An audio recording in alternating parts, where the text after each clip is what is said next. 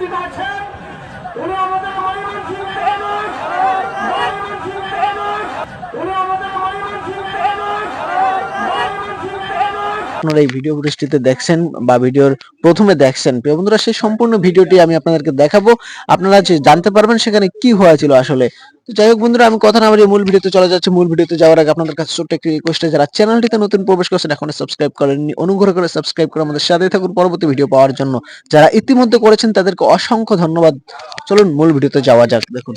আসসালামু আলাইকুম ওয়া রাহমাতুল্লাহি ওয়া বারাকাতুহু।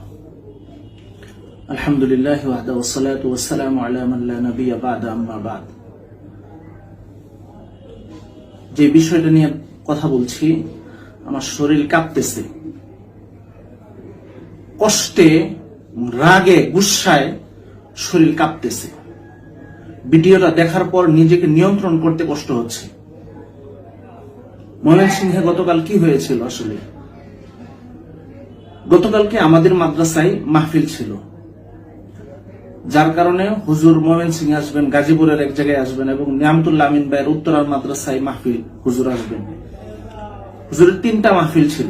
কোন একটা মাহফিলে আমার অংশগ্রহণ করার ইচ্ছা থাকা সত্ত্বেও আমি অংশগ্রহণ করিনি, যেহেতু আমার মাদ্রাসায়, আমি যে মাদ্রাসায় পড়াই, এই মাদ্রাসায় মাহফিল। এই জন্য আমি হুজুরের কোন প্রোগ্রামে অংশগ্রহণ করার ইচ্ছা করি নাই। কিন্তু আমার মাদ্রাসার মাহফিলের ঠিক 10টা বাজে তখন আমার কাছে আমি একটা তথ্য পাই, হুজুরের সাথে শারীরিকভাবে অন্যায় আচরণ করা হয়েছে। এটা গতকালকে আমি শুনেছি। তখন নিজেকে নিয়ন্ত্রণ করতে পারছিলাম না। আমার দায়িত্ব মাদ্রাসায়, আমাদের মাদ্রাসায় যতটুকু দায়িত্ব ছিল সেটা পালন করে আমি চলে যাই নিয়ামতুল্লাহ আমিন ভাইয়ের মাদ্রাসায়। ওখানে যে মাহফিল হচ্ছিল ওখানে আমি যাই। যাওয়ার পরে আমি হুজুরের ড্রাইভারের কাছে আমি বিষয়টা জিজ্ঞেস করি। ড্রাইভার আমার উপর রেগে যায়। বুঝলাম যে সে এটাকে ধামাচাপা দেওয়ার চেষ্টা করতেছে। যাই হোক, বিষয়টা এখানেই শেষ। পরবর্তীতে আমি বিষয়টা আরো বিস্তারিতভাবে আমি আমার সোর্স থেকে আমি জানতে পারি, বিস্তারিতভাবেই জানতে পারি। এর প্রতিক্রিয়া হিসাবে আমি কিছু পোস্ট করেছি। আসলে ঘটনাটা হলো, গতকালকে মামুন সাহেবের আসরের নামাজের পরে মাহফিলে আসরের নামাজের পরে ময়মনসিংহে বয়ান করার কথা, কিন্তু হুজুর যেতে যেতে মাগরিব হয়ে যায়। ওখানে নামাজ পড়েন। নামাজ পড়ার পরে ঠিক ওই সময়টাতে নামাজের পর দারুল উলুম দেওবন্দের প্রধান মুফতি হাবিবুর রহমান খায়রাবাদী হাফিজাহুল্লাহ উনি বয়ান করেন। খুব অল্প সময় বয়ান করেন, 10 মিনিট বা 15 মিনিট এই সময় বয়ান করেন। তখন সাহেবকে, মাওলানা মামুনুল হক সাহেবকে স্টেজে উঠানো হয়। তিনি উঠেন, হুজুরের নাম ঘোষণা করা হয়। হুজুর চেয়ারে বসতে বসতে মাহমুদ সাহেব তখন সেই স্টেজে উঠেন। উঠার পরে যত ক্যামেরা আছে, এই ক্যামেরা নিয়ে বিশাল একটা হুলস্থুল কাণ্ড তিনি ঘটান। অথচ ওই সময়ের মধ্যে ময়মনসিংহের সমস্ত পর্যায়ের শীর্ষ ওলামা ইকরাম সকলে উপস্থিত। এমন সময় তিনি এই কাজগুলো ঘটান। তিনি এমন একটা আচরণ করেন, মনে হয় যেন বাংলাদেশে উনি ছাড়া আর কোনো আলেম নাই। উনার ফতোয়াই একমাত্র ফতোয়া, আর কোনো ফতোয়া চলবে না। উনি একমাত্র এই দেশের একজন আলেম, আর কোনো আলেম নাই। তিনি প্রত্যেকটা মজলিসের মধ্যে এমন আচরণ করে থাকেন। এটা আমি একাধিকবার নিজের স্বচক্ষে আমি দেখেছি।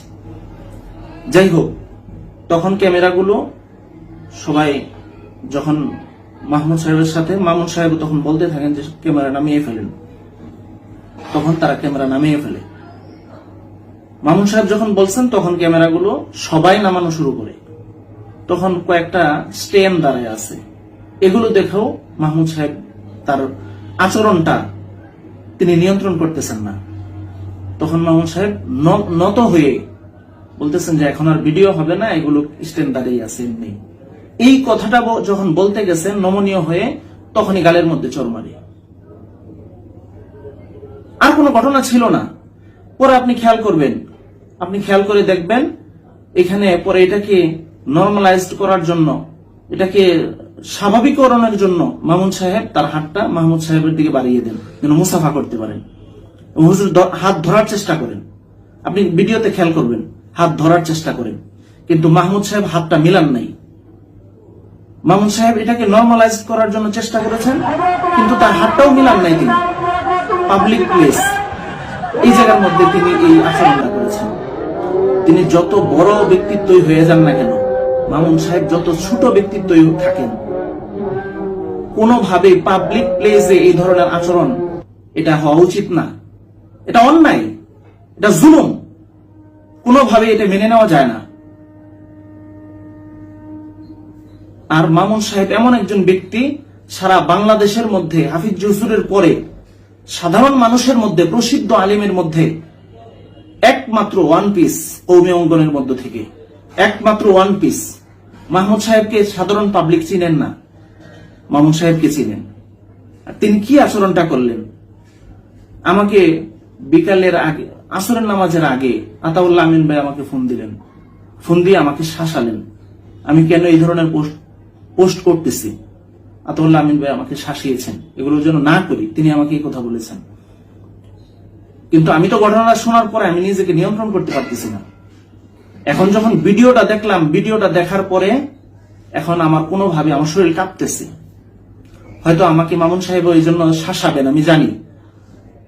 হয়তো সাহেব আমাকে শাসাবেন, এটা আমি জানি। হুজুর ধমক দিবেন, এটাও আমি জানি।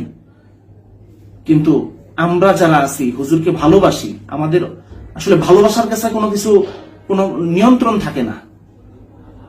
এখানে এটা বিবেকের বিষয়। কি আচরণ করলেন উনি, কোনোভাবে মেনে নেওয়া যায় না।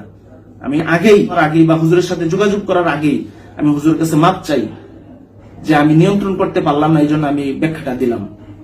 আগে থেকে আমি মাপ চেয়ে নিলাম। আসসালামু আলাইকুম ওয়া রাহমাতুল্লাহ। দর্শক, এই ঘটনা নিয়ে আপনার কি মতামত অবশ্যই কমেন্ট করে জানাবেন। চলুন দর্শক, এবার আমরা দেখে আসি 31 ডিসেম্বরে কি হবে। মিনারে এক ঐতিহাসিক ঘোষণা দিতে প্রস্তুত। এটি জুলাই বিপ্লবের ঘোষণাপত্র বা বৈষম্য ও স্বৈরতন্ত্রের বিরুদ্ধে জাতীয় ঐক্যের প্রতীক হয়ে উঠবে বলে মনে করা হচ্ছে। আজ রাজধানীর বাংলা মোটরে এক সংবাদ সম্মেলনে আন্দোলনের নেতারা তাদের লক্ষ্য ও পরিকল্পনা তুলে ধরেন। এদিকে প্রধান উপদেষ্টার প্রেস সচিব মোহাম্মদ শফিকুল আলম স্পষ্ট করেছেন, এই ঘোষণাপত্রের সঙ্গে অন্তর্বর্তী সরকারের কোনো সম্পৃক্ততা নেই। আজ যমুনা রাষ্ট্রীয় অতিথি ভবনে এক সংবাদ ব্রিফিংয়ে তিনি বলেন, জুলাই বিপ্লবের ঘোষণাপত্র একটি প্রাইভেট ইনিশিয়েটিভ, এটি পুরোপুরি বেসরকারি উদ্যোগ এবং সরকার এটি সেভাবেই দেখছে। জুলাই অভ্যুত্থানে লাখো মানুষ ফ্যাসিবাদের বিরুদ্ধে রাস্তায় নেমেছিল। সেই অভ্যুত্থানের ধারাবাহিকতায় আসন্ন ঘোষণাপত্র প্রকাশিত হবে।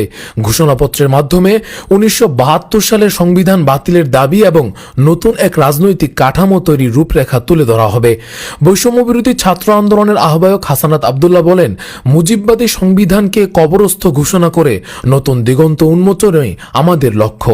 আমরা বিশ্বাস করি এই ঘোষণাপত্র নতুন বাংলাদেশ গড়ার পথ দেখাবে। এটি কোনো নির্দিষ্ট দলের উদ্যোগ নয়, বরং প্রতারিত জাতির আকাঙ্ক্ষার প্রতিফলন।